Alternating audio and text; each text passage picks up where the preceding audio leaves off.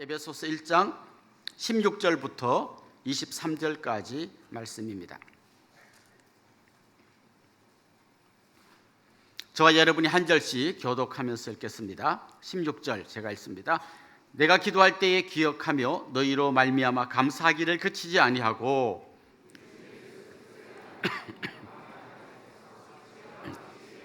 너희에게 주사 하나님을 알게 하시고 너희 마음의 눈을 밝히사 그의 부르심의 소망이 무엇이며 성도 안에서 그 기업의 영광의 풍성함이 무엇이며 그의 힘의 위력으로 역사하심을 따라 믿는 우리에게 베푸신 능력의 지극히 크심이 어떠한 것을 너희로 알게 하시기를 구하노라. 그의 능력이 그리스도 안에서 역사하사 죽은 자들 가운데서 다시 살리시고 하늘에서 자기의 오른편에 앉히사 모든 통치와 권세와 능력과 주권과 이 세상뿐 아니라 오는 세상에 일컫는 모든 이름 위에 뛰어나게 하시고 또 만물을 그의 발 아래에 복종하게 하시고 그를 만물 위에 교회의 머리로 삼으셨느니라. 교회는 그의 몸이니 만물 안에서 만물을 충만하게 하시는 이의 충만함이니라. 아멘. 오늘 우리에게 말씀을 전해주실 분은 예성훈 목사님이십니다. 우리 교회 네 번째 개척교회인데요, 이 교회는 굉장히 좀 특별한 교회입니다. 우리 보통 성도님들이 몇십 명 가고 이렇게 해서 이제 교회를 시작하는데 우리 목사님은 혼자서 낙하산 하나 메고 뛰어내리신 분이십니다. 우리 목사님의 사역의 핵심은 우리 동네에 이사 오신 분을 모아서 교회를 개척하는 게 아니라 교회를 안 다니는 분, 아예 안 다니는 분, 다니다가 낙심해서 쉬고 있는 분, 이런 분을 한 명씩 찾아다니면서 전도하는 거예요. 그래서 어떤 성도는 저 송도에 있고 어떤 성도는 강남에 있고 옛날에 알던 사람의 친구, 그 사람의 직장 동료, 이런 사람을 계속 연결하면서 계속 지금 전도를 하는 아주 특별한 사역이고 그래서 또 힘든 사역이기도 합니다. 그러다가 이제 비봉고등학교 바로 앞에 아까 건물 리모델링 하는 거 보셨잖아요. 거기에 이제 청소년 센터를 세우고 그 학생들을 중심으로 청소년 사역을 이제 하면서 새로운 어떤 교회의 큰 방향을 한번 전환을 하려고 준비하고 있습니다. 여러분 생각날 때마다 많이 기도해 주시고 또 여기 센터가 완공되면 가서 커피도 마시시고 또 갈 때마다 많이 기도를 해 주시면 좋겠습니다. 이제 목사님 나오셔서 생존 고난 위대한 복음 사이, 이런 제목으로 말씀을 전해 주시겠습니다. 뜨거운 박수로 맞아 주시면 감사하겠습니다.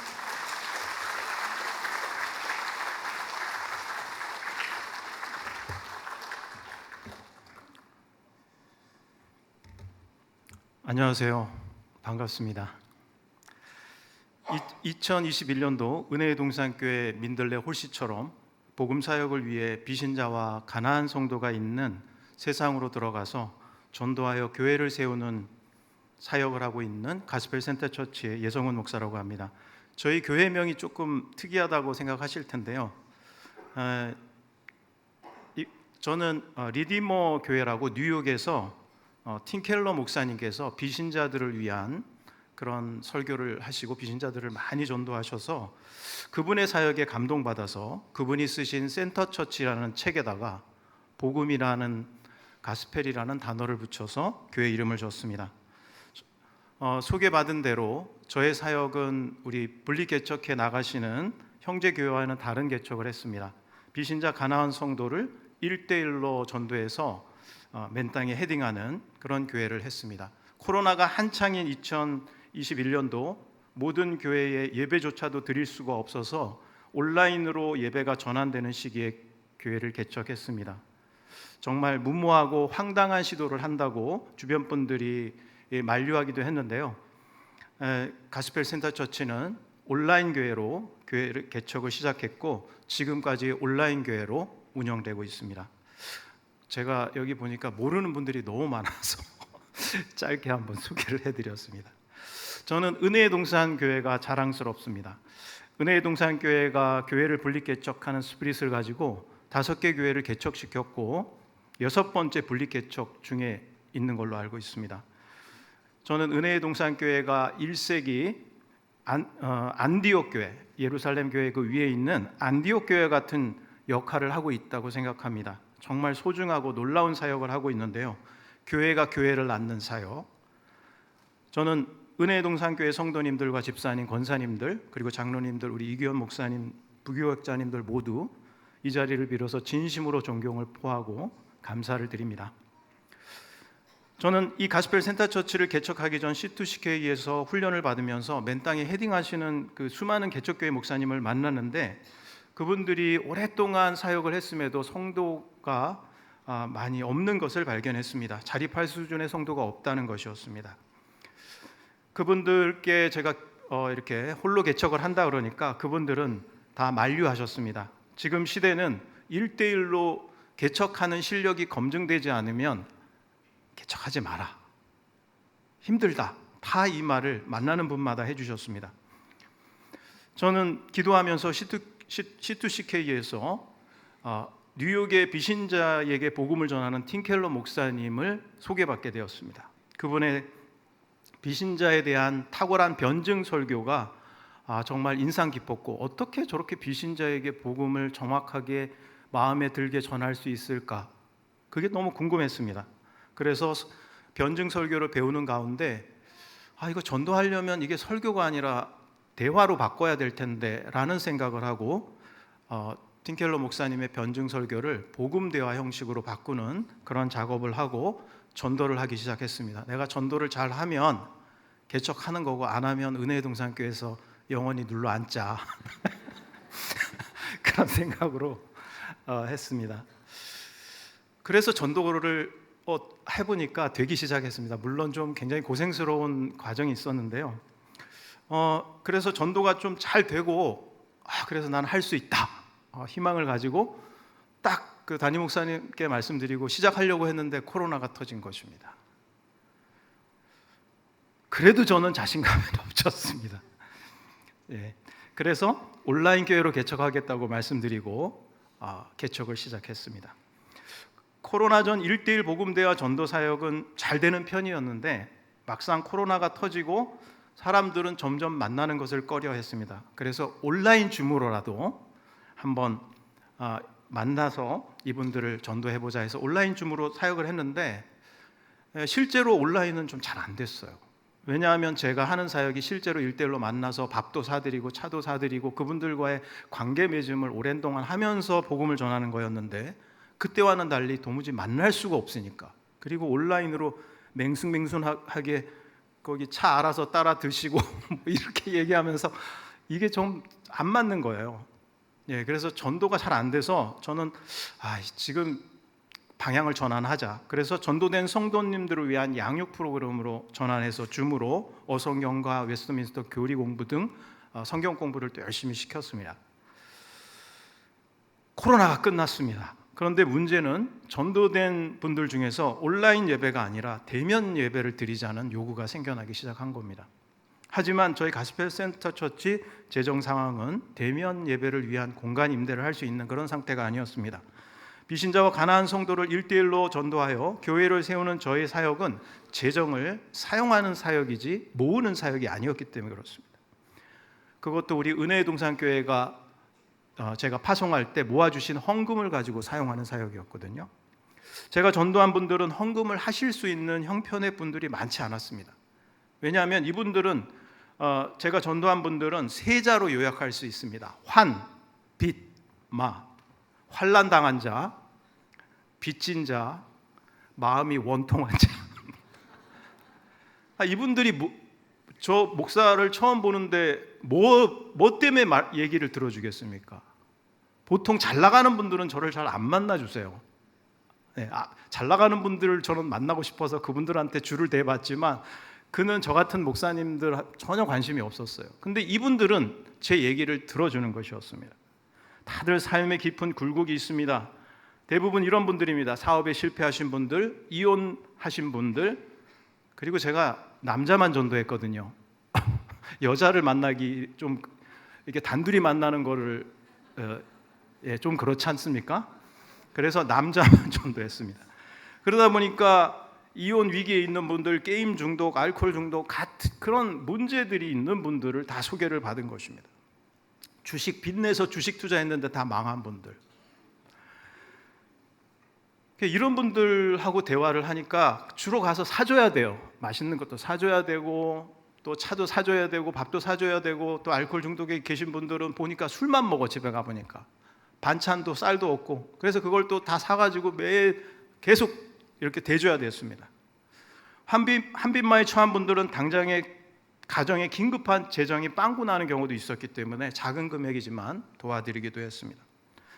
복음을 전할 때 단순히 말씀만 전하는 게 아니라 궁핍한 처지에 있는 분들에게 직접 도와야 하는 경우가 많았습니다. 그래서 그분들에게 여러분들이 주신 그 모든 헌금을 쏟아붓기 시작했습니다. 저도 이런 상황에서 어려운 분들을 연속적으로 계속 만나다 보니까 솔직히 어느 순간에 과연 내가 이 사역을 언제까지 할 수 있을까? 이렇게 하는 게 맞는가? 이런 회의감이 들 때도 있었습니다. 저는 하나님께 이렇게 기도했습니다. 솔직히 밑 빠진 독에 물 붓기 같습니다. 왜냐하면 이분들이 듣기만 하고 뭐 이렇게 막 또 감동을 받을 때도 있지만 힘드니까 막 이렇게 살아나서 막 쫙 목사님 합시다 뭐 이런 분들이 별로 없어요.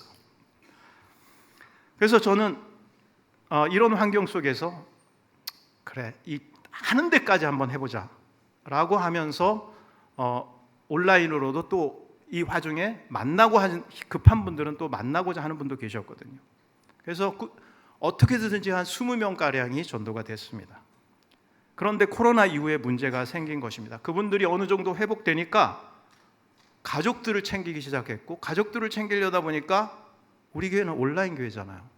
애들이 좀 어디 좀 이렇게 다 가서 지금 다들 막 현실의 교회 가가지고 대면 예배 드리고 다들 막 이렇게 으쌰으쌰 하고 있는데 가장으로서 자녀들과 아내를 챙기고 싶은 거예요.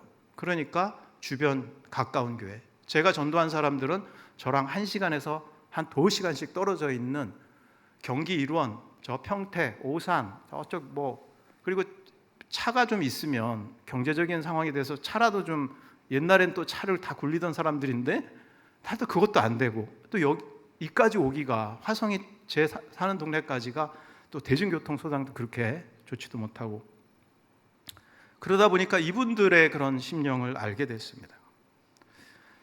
또 가나안 성도로 전도된 청년들, 비신자들은 몰라요. 왜냐하면 그냥 자기네는 온라인으로 편하게 예배드리면 되니까. 근데 가나안 성도님들은 욕구가 있어요. 과거 교회 다녔던 기억들, 좋았던 신앙이 회복되니까 그런 걸 경험하고 싶은 거예요. 그래서 청년분들은 그 힘들게 청년한 남성 청년들은 연애도 하고 나중에 신앙 좋은 분 만나서 결혼도 하고 싶은 거예요. 그러려면 어디 가야 돼? 남자만 잔뜩 있는 여기만 있으면 제가 봐도 깝깝한 거예요. 그래서 가스펠 센터 처치 기둥이라고 생각했던 다른 교회 사람들을 그 분들을 다른 교회에 파송, 그것도 다 중대형 교회로 파송해야 되는 상황이 생기면서 저는 솔직히 낙담했습니다. 코로나가 끝난 뒤 온라인 교회로 과연 가스펠 센터 처치가 생존할 수 있을까라는 생각이 들었습니다.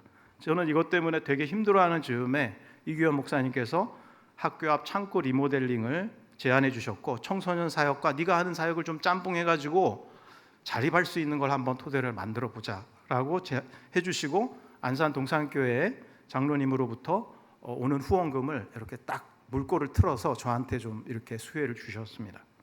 저는 이때부터 이렇게 좀 잘 보신 것처럼 맨날 망치질하고 네, 한 2년 동안 했습니다. 사역을 저녁 때는 또 그분들 온라인으로 만나는 사역하고 직접 갈 수는 없었고요. 오늘 저희 설교 제목은 생존, 고난, 교회 그리고 위대한 복음입니다. 약간 제목이 바뀌었습니다. 저는 여러분께 질문합니다. 하나님께서 왜 이 세상을 창조했을까요? 에베소서 1장과 1절 3절에 따르면 신령한 복을 주기 위해서 창조했다고 말씀하고 계십니다. 찬송하리로다 하나님 아버지께서 그리스도 안에서 하늘에 속한 모든 신령한 복을 주시되, 4절이 정말 중요합니다. 창세전에 그리스도 안에서 우리를 택하사 우리로 사랑 안에서 그 앞에서 거룩하고 흠이 없게 하시려고 사실은 창조하셨습니다. 창세전에 계획하셨다고 하니까 창조의 이유가 그렇다는 것이죠. 사도 바울은 그렇게 예수님의 십자가의 죽으심을 해석하고 있는 것입니다. 제가 1대1로 전도한 가스펠 센터 처치 성도님들 환빈마의 사람들이라고 말씀드렸지 않습니까? 환빈마는 가혹한 현실 속에서 생존해내야 하는 사람들의 증상입니다. 우리 성도님들도 그 현실에 처한 분들 계실 거예요. 이 말은 구약의 다윗이 사울 왕을 피해서 도망 다니면서 다윗과 비슷한 처지의 사람들이 모였는데 그 사람들이 환빈마의 사람들. 그러나 더 근원적으로 이것은 창세기 3장에 사탄에게 속은 아담과 하와가로부터 시작됩니다. 에베소서 1장 4절에 보니까 창세 전에 그리스도 안에서 우리를 택하사 우리로 사랑 안에서 그 앞에 거룩하고 흠이 없게 창조됐기 때문에 그렇게 살아야 되는데 그 반대로 갔다는 것이죠. 창세기의 처음 사람 아담과 하와에게 닥친 현실은 무엇입니까? 생존입니다. 하나님 없는 생존입니다. 하나님과 연결된 사랑이 넘치는 관계로 서로에게 좋은 것들을 주며 행복하게 사는 생존을 해야 되는데 정반대로 간 것입니다. 악의다툼을 하고 싸우고 지지고 볶고 경쟁하고 더 많이 갖고자 움켜잡고, 사실 생존에는 고난이라는 기본값이 주어집니다. 창조된 것은 무조건 생존해야 됩니다. 생존이라는 쉬운 분이 있는가 하면 생존 자체가 어렵게 느껴지는 분이 계십니다. 제가 전도하기 위해 만난 분들은 생존이 쉽지 않은 분들이에요. 생존 등급을 나눈다면 아프리카의 가장 못 사는 나라, 깨끗한 물도조차 먹을 수 없고 밥 한 끼도 먹을 수 없는 생존을 0등급이라고 한다면, 만약에 7등급으로 나눈다면 여러분들은 지금 어느 등급에 계십니까? 0에서 7등급까지로 할 때 우리는 어느 정도 어디에 있을까? 생존 등급은 한 3 정도면 먹는 문제, 입는 문제, 의식주 문제 해결되었고 자기 실현의 문제를 조금 걱정할 정도라고 한다면, 생존 등급 7은 자기 행복의 문제가 아니라 타인의, 내 거는 다 해결됐어. 그렇기 때문에 타인의 문제에 대해서 아파하고 그들을 품어안고 돕는 생존을 하는 것일 것입니다. 생존이란 세계는 정말 놀랍습니다. 하나님은 이 생존 속에 하나님이 창세전에 미리 예정하신 신령한 복을 주시는 흐름이 있는 생존을 원하시고 계신 것이죠. 놀랍게도 하나님이 창조하신 이후 우리 인간은 삶은 생존의 관점으로 해석해 보면 언제 기도를 가장 많이 할까요? 생존이 0인 사람들이 기도를 가장 많이 하겠죠. 살려달라고. 그러나 그렇지도 않습니다. 사실 0등급에서 7등급 전체가 더 열심히 모든 사람들이 다 기도하고 자신의 무한 욕망을 채우기 위해서 하나님께 기도하고 있습니다. 신께 기도하고 있어요. 제가 만난 사람들도 다 그렇습니다. 그런데 신령한 복이신 예수님이 가르쳐 주신 기도문에 의하면, 주기도문에 의하면 예수님은 이렇게 기도하셨습니다. 일용할 양식을 구하라. 그리고 그 이어지는 기도는 우리가 우리에게 죄 지은 사람을 용서해달라. 우리가 무한 탐욕으로 죄를 짓게 된 것, 이걸 용서해달라고 하나님께 기도하라고 했습니다. 일용할 양식을 구하는 정도의 생존 등급은 어디에 해당될까요? 이 일용할 양식을 넘어서 구하는 욕망은 혹시 죄를 짓는 일인가요? 모든 생존은 존중받아야 됩니다. 모두에게 지지받아야 됩니다. 그러나 이 생존이 창세기 3장 아담과 하와가 하나님처럼 되려고 한 무한 욕망의 발로로서 고난의 문제, 고통의 문제가 시작되면서 우리의 생존은 서로에게 존중받지 못하고 있습니다. 무한대의 인간 욕망의 발로로 시작하는 생존 경쟁 때문에 가인은 아벨을 쳐 죽입니다. 더 많이 갖고 남의 것을 뺏으면서 악의 다툼이 생기고 고난, 고통의 문제가 시작됩니다. 최초의 죄는 아담과 하와가 하나님처럼 되려고 시작했지만 그 이후에는 우리는 그 무한 욕망을 가지고 하나님이 창조하신 그 재화를 더 많이 갖고자 미친 듯이 경쟁하고 싸우고 있습니다. 대부분 나중에 보면 재물이나 권력, 힘을 무한 소유하는 욕망으로 치닫습니다. 세계 역사에 나타난 모든 전쟁은 가장 힘이 많은 이들의 무한 욕망의 발로입니다. 그리고 남의 생명을 쉽게 파괴하고 그러한 죄와 악을 발생시킵니다. 인류는 자기 욕망하는 그것을 얻기 위해 피 터지는 경쟁을 합니다. 그리고 이런 것 속에서 환빈마의 사람들이 나타나는 것입니다. 정당하게 일한 대가를 받지 못하고 뺏기고 억울한 자가 생깁니다. 나도 한번 저들처럼 잘 살아보겠다고 돈을 더 벌기 위해, 재산을 더 많이 만들기 위해 빚을 져서 전부 걸고 올인하다가 문제가 생깁니다. 감당할 수 없는 빚을 지게 됩니다. 이로 인해서 고난의 지리한 세월을 살아야 합니다. 환빈마의 근원적인 문제, 아담과 하와의 타락으로 촉발된 그 문제, 이 중심에 고난과 고통의 문제가 있는 것입니다. 그리고 여기에 우리의 기도 제목들이 있습니다. 초기 환빈마의 사람들은 하나님께 간절히 기도하면서 극복해 보려고 합니다. 그러나 더 많은 고난이 가중되면 사람들이 홍해바다처럼 양분됩니다. 하나님께 실망하는 사람과 그래도 끝까지 하나님을 붙잡는 사람으로 나눠집니다. 제가 전도하는 가나안 성도님들은 실망하고 떠난 사람들입니다.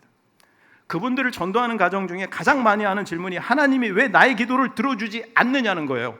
11조 전도 교회 봉사 빠지지 않고 했는데 왜 나의 사업은 이렇게 망했냐는 겁니다. 왜 하나님은 내가 그토록 원하는 그 작은 하나를 안 들어주시냐고 따지십니다. 선하신 하나님이라면, 사랑의 하나님이라면 들어줘야 되는 게 아니냐고 항변하십니다. 하나님이 계시기는 한 건가? 제가 만난 가나안 성도님들은 하나같이 저에게 이렇게 따져 물었습니다. 그렇다면 비신자분들은 어떨까요? 이분들도 비슷한 말씀을 하세요. 자신과 타인과의 생존 문제에서 기인한 고통, 고난, 아픔, 환난의 문제를 경험하고 그걸 느끼면서 그들은 기독교가 말하는 선하신 하나님, 사랑의 하나님은 절대 있을 수 없다고 말합니다. 신이 있다면 차라리 어떤 기대도 하지 않는 것이 편하기 때문에 나는 신을 믿지 않는다. 난 무신론자다. 말도 안 되는 현실을 봐라. 네가 목사냐? 현실을 봐. 하나님이 선하시다고? 뭐가 선한데? 막 이렇게 저한테 공격을 합니다. 저는 이렇게 말씀하시는 가나안 성도님들, 비신자를 보면 가슴이 먹먹합니다. 얼마나 힘들었으면, 그리고 얼마나 힘들고 아프고 괴로운 것이 많았으면 저렇게까지 고통스러워할까? 저는 이런 고난 당한 분들이 그 고난의 부당함을, 항변들에 대해서 하나님께 침묵하다가 하나님께 기도했는데 침묵하시는 하나님의 불만을 가지신 분들, 왜 하나님이 계시다면, 신이 계시다면 세상을 이 모양으로 창조했냐는 그분들의 말씀을 아무 토를 달지 않고 듣습니다. 그리고 매우 조심스럽게 이렇게 말씀드려 왔습니다. 여러분들이 그렇게 말씀하시는 것 100분 이해가 됩니다. 저도 과거에 그렇게 생각했습니다. 목사지만 힘든 현실과 마주칠 때면 불현듯 여러분이 항의하고 항변하시는 것을 저도 똑같이 하나님께 따지게 될 때가 있습니다. 그리고 그분들께 이렇게 질문합니다. 신이 있고 없고를 떠나서 고난, 환난, 고통이 없는 인생이 존재할까요? 인간으로 태어나는 순간 고난이 시작됩니다. 이것은 모든 여타의 종교나 모든 철학, 모든 분들이 말하는 바입니다. 인생은 고다. 그렇다면 인생 생존하는 사람들에게 닥치는 그 고난의 원인은 무엇입니까? 라고 질문합니다. 하나님 빼고 얘기해 보자는 거예요. 그러면 그분들은 다 비슷한 결론을 내려요. 탐욕의 인간들 때문이다. 인간으로 태어난 이상 그 누구도 이러한 고난은 아무도 피할 수 없습니다. 죽음을 피할 수 없듯이 고난도 피할 수 없다는 사실에 그분과 저는 그 골목에, 막다른 골목에 서게 됩니다. 아무리 행복한 사람이라고 자부할지라도, 아무리 잘 사는 사람이라 할지라도 고난이 없는 사람이 있습니까? 아무도 피해가지 못합니다. 하나님의 말씀인 성경 말씀 또한 이렇게 말하고 있습니다. 성경은 우주 만물을 창조하신 하나님이 우리의 삶이라는 생존을 허락하셨고 그 생존의 기본값을 고난, 고통, 환난이 작용하는 인생으로 인간 스스로가 결정하였다고 창세기 3장에 말하고 있습니다. 그리고 그렇게 된 원인은 저와 여러분 때문입니다. 저는 이와 같은 말을 그분들에게 전합니다. 저와 여러분들이 사는 이 현실, 성경이 굳이 말하지 않더라도 모든 고통, 모든 아픔, 모든 환난, 모든 고난이 시작된 지점은 우리의 탐욕 때문이라고 말합니다. 그리고 그분들도 고개를 끄덕입니다. 우리의 소원, 우리의 기도 제목은 우리가 가진 탐욕과 그 탐욕이 만든 고난, 고통의 문제와 연관되어 있습니다. 앞서 말씀드린 대로 예수님이 가르치신 기도의 내용을 보면 예수님은 일용할 양식을 구할 것을 우리에게 요청하십니다. 왜 예수님은 일용할 양식만을 구할 것을 요청했을까요? 저는 인간이 가진 욕심이 일용할 양식만으로 만족하고 살 정도라면 우리의 마음이 솔직히 인류의 모든 고통, 문제, 고난의 문제는 해결될 것이라고 생각이 듭니다. 그리고 모두가 정말로 행복한, 서로에게 유익을 끼치고 서로를 부드러 안고 서로에게 모든 것을 해결해 줄 수 있는 넉넉한 마음이 될 거라고 생각합니다. 이것은 예수님의 복음이셨습니다.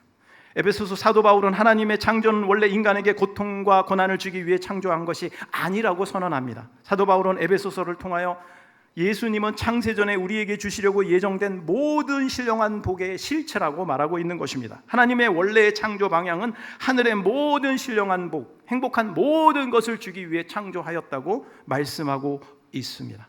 오늘 우리가 읽은 본문 에베소서 1장 17절에서 23절, 그 에베소서 1장 3절 5절 제가 말씀드린 모든 신령한 복과 연결이 됩니다. 그리스도 안에서 하늘에 속한 모든 신령한 복을 우리에게 주셨는데, 창세 전에 그것도 그 그리스도 안에서 우리를 이미 택하사 우리로 사랑 안에서 그 앞에 거룩하고 흠이 없게 하시는 것으로 하나님의 아들들이 되게 하게끔 하기 위해 창조했다는 것이죠.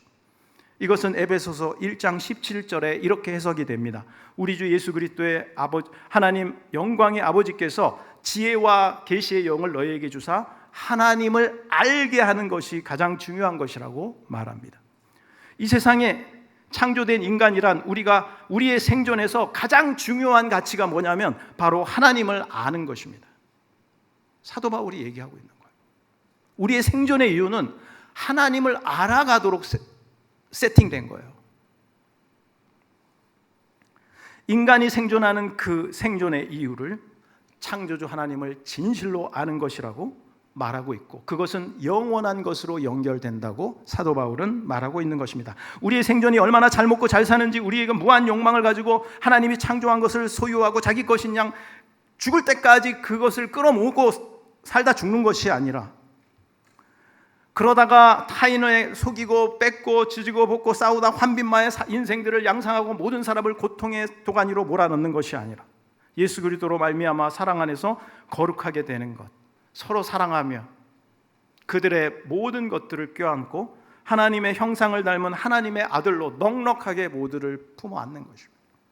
사도 바울은 에베소서를 통하여 예수 그리스도의 십자가의 의미를 이렇게 풀이하고 있는 것입니다. 개척교회 목사로 저도 교회의 생존을 염려하고 기도하는데요, 저는 저희 성도님들의 생존을 보면 정말 가슴이 답답하고 먹먹합니다.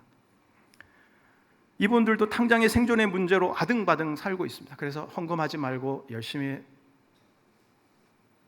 맛있는 거 먹고 힘내라고 얘기합니다. 그런데 놀라운 것은 그분들이 열심히 또 푼돈이라도 헌금한다는 거예요.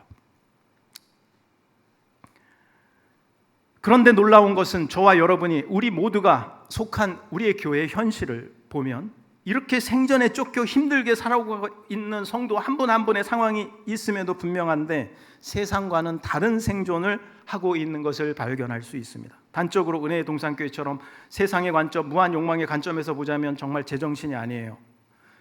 일반적으로 무한 욕망 생존의 관점에서 보자면 땅을 더 많이 사야 돼요.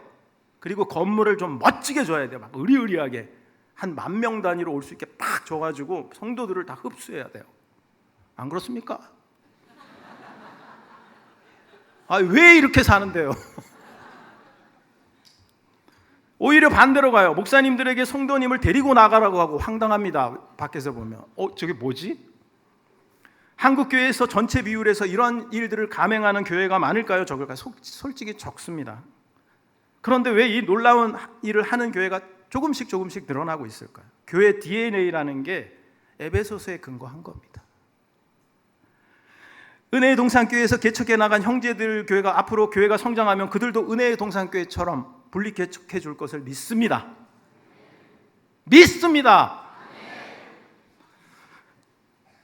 저도 그렇게 할 것을 믿습니다. 생존이 간들간들한 상황이지만 저도 간절히 소원하고 있습니다. 은혜의 동산교회처럼 가스펠 센터처치도 반드시 분리 개척하고 파송 개척하는 교회가 되고 싶다고 하나님께 망치질을 하면서 기도를 했습니다. 성경에서 보니까 하나님께서 창조하여 생명을 주신 생존에는 2가지 종류가 있습니다. 그 모든 것을 창조하신 하나님을 나 몰라라 하며 하나님이 창조하신 것을 무한 욕망으로 소유하려고 발버둥 치다가 경쟁을 유발하면서 모든 종류의 고난과 환난과 아픔과 슬픔과 괴로움을 야기시키고 결국 영원히 죽는 생존을 선택할 것인가?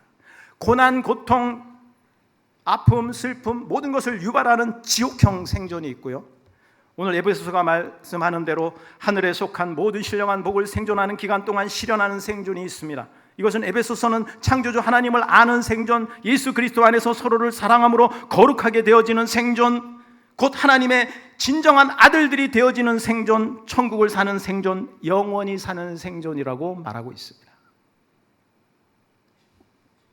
오늘 우리가 읽은 에베소서 본문에 의하면 17절, 23절은 이 생존을 아주 이렇게 잘 설명해 주고 있어요. 우리 주 예수 그리스도 하나님 영광의 아버지께서 지혜와 계시의 영을 너희에게 주사 하나님을 알게 하시고 너희 마음에 눈을 밝히사 그의 부르심의 소망이 무엇이며 성도 안에서 그의 기업의 영광의 풍성함이 무엇이며 그의 힘의 위력으로 역사하심을 따라 믿는 우리에게 베푸신 능력의 지극히 크심이 어떠한 것을 너희가 알기를 원하노라.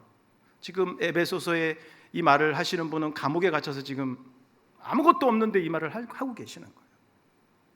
너무 멋지지 않습니까? 그의 능력이 그리스도 안에서 죽은 자들 가운데 다시 살리시고 하늘에서 자기 오른편에 앉으사 모든 통치와 권세와 능력과 주권과 이 세상뿐만 아니라 오는 세상, 저는 오는 세상을 하나님께서 새롭게 창조하실 세상이라고 생각합니다. 우리가 죽어서 무조건 천국 이런 게 아니고 하나님은 정말 하나님의 위대한 뜻을 아는 그 사람들로 새롭게 또 창조해 주실 거예요. 하나님 창조자잖아요. 이런 걸 왜 수천 번 수만 번 창조를 못 하시겠어요? 기대하세요. 상상력을 가지시고 우리 하나님을 바라보세요. 이렇게 말하고 있습니다. 다시 살리시고 하나님은 이 땅을 살리시기를 원합니다. 다시 살리시고 하늘에서 자기 오른편에 앉히사 모든 통치와 권세와 능력과 주권과 이 세상뿐만 아니라 오는 세상에 일컫는 모든 이름 위에 뛰어나게 하사 모든 만물을 그 바라게 복종하게 하시고 그를 만물 위에 교회의 머리로 삼으셨고 교회는 그의 몸이니 만물 안에서 만물을 하나님이 창조하신 그 원형 그대로 충만하게 하시는 이의 충만이라고 소개하고 있습니다. 저는 그래서 여러분들이 자랑스럽습니다. 저는 이 에베소서의 엄청난 복음, 위대한 복음, 하나님의 위대한 창조의 원래의 뜻을 밝혀내고 있는 이 어마어마한 영광에 가득한 생존을 말하는 사도 바울의 이 말씀을 들으면서 저는 저의 힘든 마음을 새로 바로 잡았습니다. 정말 한 달 동안 이 문제와 씨름하면서 기도한 것 같습니다. 그래서 저는 사실 제가 저희 교회 나가게 파송해달라고 하는 분들은 제가 구질구질하게 잡았어요. 바지가랑이를 붙잡았지. 그러지 마라. 내가 하여튼 어떻게든지 만들 거다. 근데 이제 어느 순간에 보니까 보내야 되겠다는 생각이 들었어요. 제가 은혜의 동산교회 13년 전에 왔을 때 환빈마 상태로 왔어요. 저도 진짜 완전히 발가벗겨진 상태로 13년 전에 여기에 녹화하고 등록하고 목사님을 만나고 여러분들을 만나고 여기서 저는 정말 천국을 경험하고 살았습니다. 그래서 우리 성도님들도 많은 성도님들 제가 줄 수 없는 솔로로 남자 한 몸으로 줄 수 없는 뭘 줄 수가 없어요. 말씀만 주는데 이게 말씀만 갖고는 안 돼요. 그런 말씀이 현실화된 성도들이 있어야 돼요. 그들을 보고 배우고 느끼는 게 있어야 돼요. 그래서 그들을 과감히 보내주기로 결정했습니다. 그래서 붙잡지 않겠습니다. 거기도 하나님의 몸된 교회이기 때문에.